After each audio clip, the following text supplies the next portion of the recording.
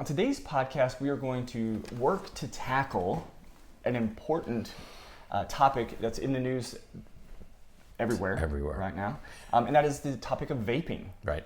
We're going to gingerly approach this complicated topic. It is pretty complicated. It's in the news. Parents are concerned. Scientists are concerned. And so what we thought we'd sort of go into the literature, find out what we know about vaping, what we don't know about vaping, present as much as we can based on the information that's available, and probably revisit this topic as we learn more about it. Right. But we thought, let's give an introductory comment today or two about it, and decide where we go from here. Yeah, because certainly there's going to be more information coming out as all of these stories kind of proceed, and we kind of keep researching and looking into some of these things. But let's start out with what is vaping, to begin with. What is it? Vaping is hard. The word is hard to pronounce. It's the inhalation of aerosolized, that is aerosol, aerosolized nicotine or THC. Or really anything. It's just the aerosolization of some substance. But what most people are vaping is either nicotine or THC or some combination of the two. Right. But in addition to these substance, and this is part of the controversy, in addition to whether it's nicotine or THC or a combination,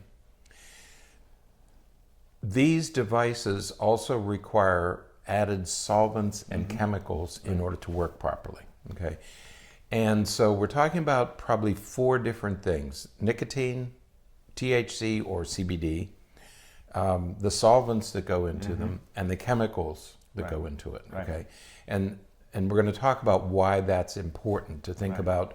What are people actually inhaling into their lungs? Okay, so the definition is you're taking these chemicals and you're heating them and turning them into a vapor. So imagine that you take water, put it on the stove and boil it, and the steam, and you breathe the steam that comes out. Okay, so you're doing the same thing with these substances. You're turning them into a vapor, and you're inhaling the vapor into your lungs. Right.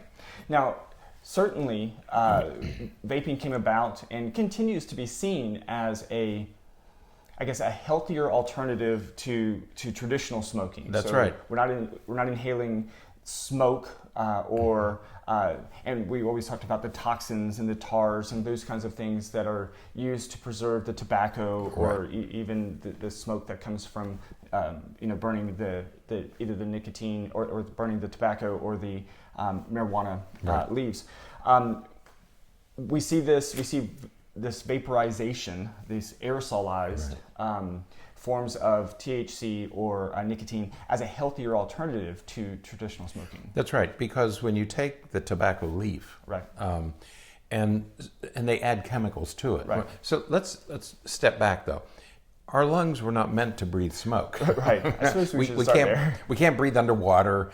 We can't breathe smoke because they're not structured to handle these foreign objects that we put into them. Okay, so the lungs were never meant to inhale smoke. Fires, for example, people die of asphyxiation before they burn, and it's the same with cigarette smoking. Anything you take into your lungs will probably damage them, and we know all about lung cancer. In addition to the smoke itself, in order to manufacture cigarettes, certain chemicals are added to the tobacco. Okay, so it's made doubly dangerous by all the chemicals that are added. So we've known for a couple of decades now, many decades now, that cigarette smoking is bad for your health, heart disease, lung disease. And so the problem is what you're drawing into your lungs. And so vaping seemed to be a safer alternative, and it probably is. I mean, there are specialists around the country, physicians, who have studied this, and they're saying, hey, if you're going to smoke, better to inhale vapors than to inhale smoke. Right. So even in some medical quarters, vaping is still seen as a safer alternative to cigarette smoking. Though it is important to make note of the fact that back in the 30s and 40s and 50s, physicians were smoking cigarettes. They would advertise. And they were advertising as things that were good for physicians to do to stay alert and to stay active. So, we don't know, and I think that the biggest concern, as we will discuss, are these added solvents and chemicals. Right. We don't really know what all of that does to our body, and so, but we will get to that point. That's right. The problem here is that suddenly there has been this rash of vaping-related medical illnesses, some morbidity, but also some mortality. Right. Okay, and so that's what has hit the news is the morbidity and mortality that we now know is associated with vaping. Right. Okay, and so we have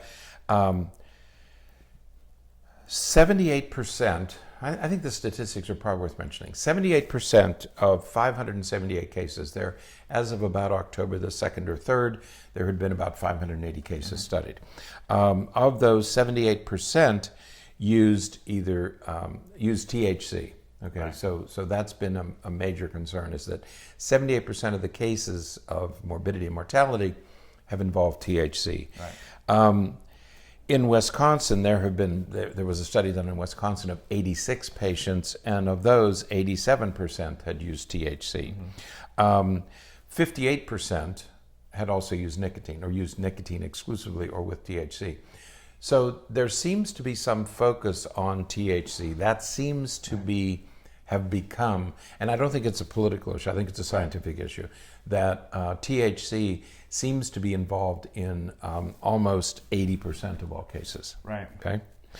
Go ahead. Yeah, well, and I think that it's important to note that as we're looking into this, we also have to attend to, where these substances are being obtained, if they've been mixed with anything else, if they are being, if they are legal in the areas that they're being used, not only legal to use, but legally sold and legally obtained and legally produced. Right. Because that also makes a massive difference. That's right. And that has become an even finer focus Right. of this study, is that we know that THC has been involved, but it seems to be THC that has been obtained on the black market. Right. What they call informal, they euphemistically refer to it as informal sources, Right. Black market. Okay. Right. And what it seems is happening is that these cartridges are being loaded Mm-hmm. by I Whoever. don't know, in living rooms and Yeah. different places, and sold on the black market. Okay, they might be cheaper, they might be more available, but it seems to be the black market THC has become the focus of many of the researchers. Right, and it, one would have to assume, I suppose, that not only, well, I guess regardless of the cost, whether it's more expensive or less expensive, the idea is most likely that people can access it who may not be able to access it legally. That's right. If you don't have a card, or if you're in an area where it's not legalized, you're able to get it on this sort of back street deal, Yeah. As opposed to being able to go to a dispensary or something like that, where it's more professionally and adequately produced. Right. So, just to review, as of October the 1st, there have been a little over 1,000 cases, about 1,080 cases of lung injury due to vaping. Right. There have been at least 18 deaths, and I was looking at some things this morning. There have been another death in Pennsylvania over the weekend. So there have been 18 deaths in 15 states. The problem, though, everybody is saying, first of all, how did it escape? Right. How did this animal get out of the zoo? And as you said, people thought it was a safe alternative. Right. So, man, this is a great way to do things. I was speaking to a gentleman the other day who said he likes to vape THC because he can do it in the house. Right. It doesn't produce smoke. It doesn't produce fumes. Or foul odors. The odors that burning cannabis would make. So vaping is this. He laughed about it because he said, I could do it in front of my father-in-law and he didn't know. Yeah. I could do it in the bedroom. Right. Nobody would know. Whereas if you're smoking, if you're burning cannabis, the whole world knows, or at least the neighborhood knows. That's the first thing. How did it occur? Second question is, why can't we find what is causing it? Okay, and that has become an interesting question. When you study something, the problem with this is the number of additives that they put into these products. Okay, all kinds of things, vitamin E and all sorts of stuff that they add to it. Second, the variety of devices. Apparently there are dozens of devices. Yeah. And so you say, well, is it the device or is it the contents? Right. Okay. Third, the rapid growth of vaping. Suddenly it's all over, and who do we study? And is it affecting this age group? Is it affecting males more than females? And is it because males do more often and higher amounts? Because there's a wide segment of the population that's vaping now. So do you study the entire population or do you study age groups? Also, there's poor recall. Somebody comes to the hospital, and so the doctor, the attending physician, is saying, well, what did you smoke and how much and when? And there's poor recall because it may have been done over several weeks or a couple of weeks. And then there's this whole issue of the black market cartridges. How do you even find them? How do you know? And nobody's going to admit to doing that. Yeah, because it's not usually an immediate effect. That's so right. It's like you don't smoke right now, and all of a sudden, now you're experiencing the symptoms. It could be days or weeks later that you start to have the symptoms, and so those cartridges may be long gone. That's right. By then. That's right. You may not even be able to have them for study. And so there are a number of reasons why this has become a very difficult thing to study. But here's what this Center for Disease Control has outlined. They've made an outline of the possible culprits. One is nicotine, could be the nicotine. Another is THC, cannabis. Because we're getting it in a different potencies, right? That's right. And so we're being exposed to it at different intensities. We don't know what effect that has. When you smoke a traditional cigarette or a traditional, cannabis or marijuana cigarette, you're exposed to somewhat of a predictable amount because we know about how much THC or nicotine is in the plant. But when we're doing it in this way, we may be exposed to significantly higher levels that we just can't anticipate. That's right. And so there's this list of things like the chemicals that they put into it, the THC itself, the nicotine itself. There are cutting agents that they use. Also, they have additives to make the vaping process work properly. They have to add things to it. Also, remember that THC is a plant, and there are places where they spray pesticides on the THC. So yes, they're breaking it down into a substance that can be vaped, but the pesticides remain. Okay, so it could be the pesticides that were sprayed on the plants. Also, there are heavy metals. The coils that are used are made of metal, and when you heat those, you could be producing some vapor from the metal that's used in the thing itself. One of the early suspects was vitamin E, because it seems like vitamin E is added. Vitamin E, as we know, is an oil. It's not water soluble. And anytime you breathe oil, a viscous substance like that into your lungs, if it was just water, if it was just vapor, you could your lungs might handle it. The problem is the vapor has an oil, this vitamin E, and it's the oil that clogs the lungs. Okay? It's not that vitamin E is bad for you. That's right. It's that it's not meant to be in your lungs. It's not meant to be inhaled. Okay. We have developed some beverages, and we added vitamin E to them. And it's an interesting technological problem because vitamin E doesn't dissolve in water. Okay, and so therefore, if it's in your lungs, it's going to create damage. It could create damage. So that's why vitamin E was an early suspect in this lung injury cases, because it's an oil that sticks in your lungs and creates problems. Okay, and then the coils themselves, because what vaping is you're heating it to the point where it becomes a vapor. Very quickly. Right. And those coils might be releasing some kind of a toxin that you're then inhaling into your lungs. So when you get this many variables, the number of people using, the ages of the people, the amounts that they're smoking, the various devices, the various chemicals and poisons and compounds, it becomes a very, very complicated scientific endeavor. People at CDC and around the country are studying this, are tearing their hair out, trying to figure out where do we start? Right, because if you consider the hundreds of thousands of people who vape, even though we have just over 1,000 cases, we're still talking about less than 1% of the people who vape. So we may not even have a situation where two people who obtain these things from the same source are having similar symptoms. That's right. So if we have a dispensary here in our town and somebody goes and they experience some of these symptoms, well, there's probably dozens, if not hundreds of other people who go to that same dispensary who aren't having those symptoms. That's who correct. probably bought the same products and they're not experiencing that. So how do you know what it is that's causing it? If it's something with the substance itself, or if it's something about the relationship between the substance and some genetic aspect of the patient or the individual, we don't know that. There just aren't. In that case, there's not enough. Not enough cases to know. Because even if you could isolate it to a particular device and a particular substance, you would still have genetic variability. Right. Not everybody is going to get sick. Absolutely. Okay? So we're a long way from... The point we're making here is that it's extraordinarily difficult to study this topic. Okay, everybody's concerned. 18 or 20 people have died. 1,000 people are sick. And we keep selling these devices.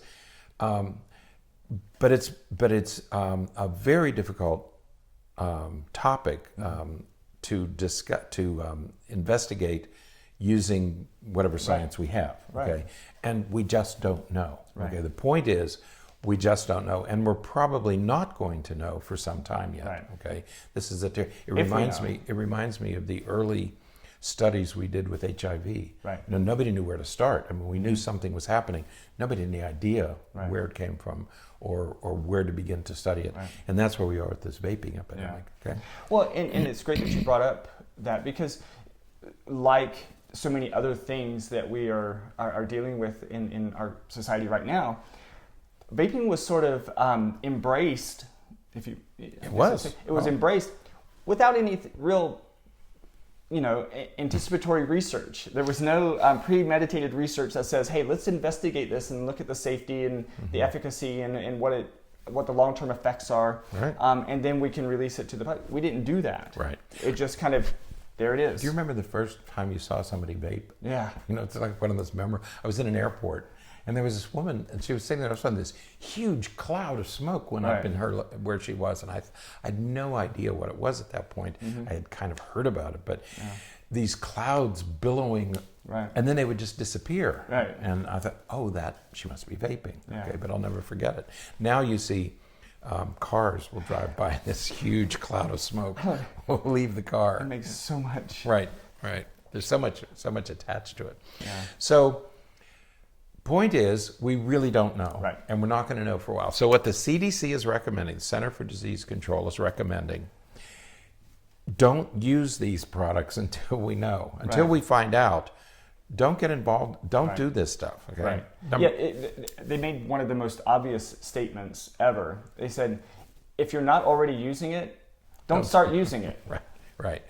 And it's like, okay. And don't return to cigarettes. Okay? And that's the other thing. Like you say, well, duh, that makes sense. No, don't return to cigarettes, because if you're addicted to nicotine, if you're buying it from a reliable source, if you're not buying it black market, most physicians agree that if you're going to use a product, better to vape than to smoke cigarette, rather than burn tobacco and sucking smoke, because we know what that does. Okay. Third thing is, don't buy from informal sources. Don't buy on the black market. That's probably where some of these problems are occurring, because we don't know what's going into it. We had a similar issue with K2. Or Spice, these things that you could buy at gas stations. Nobody knew where they were coming from or what was put into them. And it was probably the additives that created the problem. Okay? But nobody knew what was in it.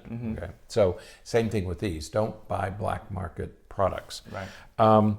If you are pregnant or young, don't use these things. Don't start, because the young, even teenagers, are more susceptible than adults to all their brains, their lungs, their bodies are still developing. So if you're young or pregnant, I would avoid altogether. And I think it's important to emphasize that, because we know that teenagers are heavy users of these. Because for some of the reasons you mentioned earlier, that it can be done in a way that parents don't know, because there's no, there's none of the telltale odors or anything like that associated with it, and so they can smoke. They can use a Juul or something like that to smoke, and no one will know.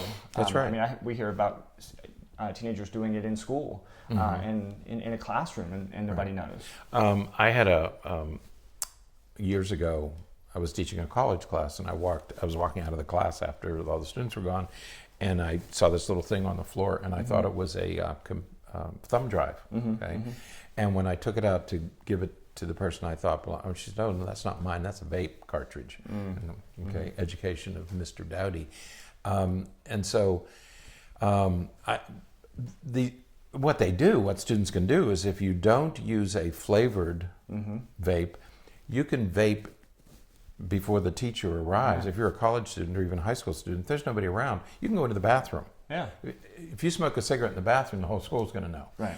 If you vape in the bathroom, nobody's going to know, right. unless it's a flavored or scented right. substance. And so it's easy to do, and it's easy to use because it's inconspicuous. Right. Okay. Absolutely. So if you're not vaping, please don't start. Okay. And be careful, especially careful of THC from black market sources. Right. Okay. That's the best we can advise. In conclusion, can we conclude? We can conclude. Okay. We'd like to politicize this thing. No. Yes, we'd like to politicize this thing. Go figure.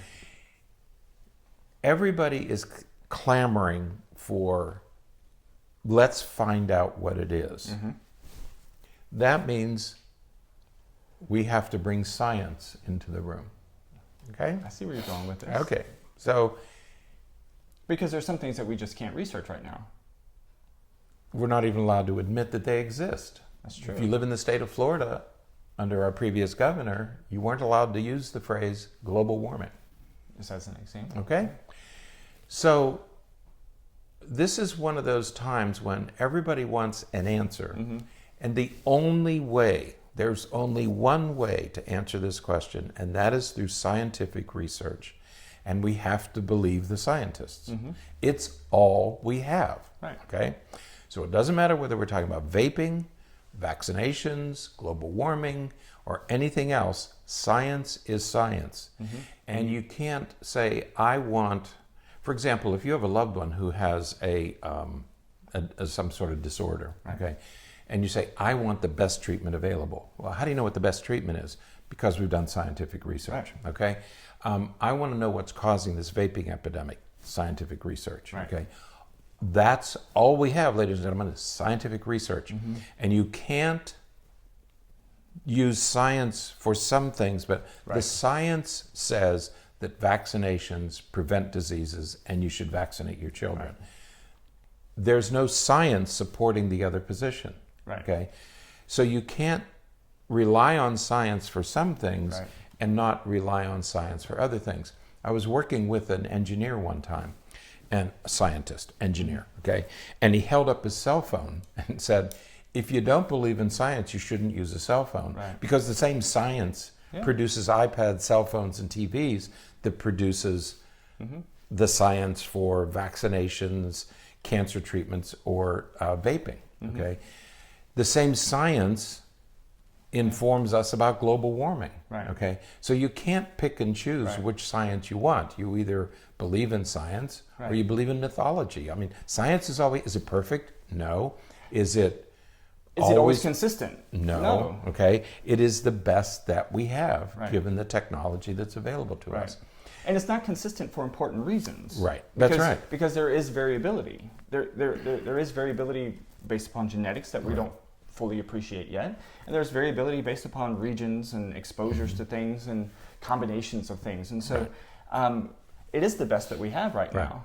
You know, there was one of the articles quoted Mitchell Zeller. Mitchell Zeller is the FDA's, he's the director of the FDA's Center for Tobacco Products. And that's who studies these things. And he said, we are in desperate need of facts and evidence, okay? Scientific evidence and facts. And so when people in government start talking about alternative facts, it scares me. It's not funny. There's nothing funny about alternative facts. There are facts or there are not facts. There's not much that we absolutely know for sure. Okay. But there are facts, and there are no alternative facts. Right. There might be alternative opinions, there might be alternative Right. conclusions, but there are no alternate. So for people in elected office, people who represent us, Right. to talk about science is, I don't believe in the science. Then stop tweeting if you don't believe in science, because the same science produced that phone that you're tweeting on. Right. So don't say I believe it for this, but not for this. Right. Science is science. You either believe it or you don't. And there are no alternative facts. Right. There are the facts that we have based on the science that we have. Right. There are no alternative facts. Right. Okay. So I think vaping is a perfect example of why you don't Right. denigrate science. You don't criticize science and scientists. Right. It's the only information that we have that we can rely on. Right. Yeah, we have to continue to use science, because that's going to be the only way we can answer some of these questions. Right. And the concern about elected officials that you're mentioning, of course, is that most of them are not scientists. That's right. And so, but yet when we listen to them, we automatically give them a level of authority, Right. A knowledgeable authority that they don't have. Right. They don't know. The president may know something that I don't know. No, he doesn't. I mean, the Not science from is these, there. when No. it comes to these kind of things. Not these kinds of issues. Yeah. Scientists themselves know the limitations of science. Right. They're trained for years and years and years and years and years.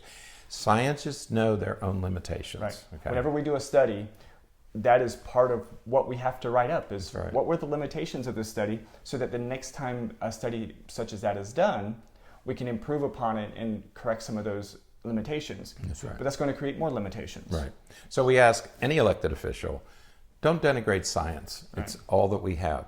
And for those of you not sure, listen to the scientists. Okay, the Right. elected officials are there to do something else. Okay, Right. but science is all we have, and that's what's going to answer this question. It's going to answer disease questions. It's going to answer global warming questions. That's all we have is the science. So You did politicize this. I did on purpose. All right. Yeah, because I'm It tired was of intentional. I'm tired of listening to people say that we have alternative facts. There are no alternative facts. Yeah. Well, we should do a podcast about that. I think we did. All right. I think that's it for today then. Yes, that thank you for the soapbox. Yeah. No Appreciate problem. Anytime. Okay. So until next time, stay happy, stay healthy, and forget to be afraid.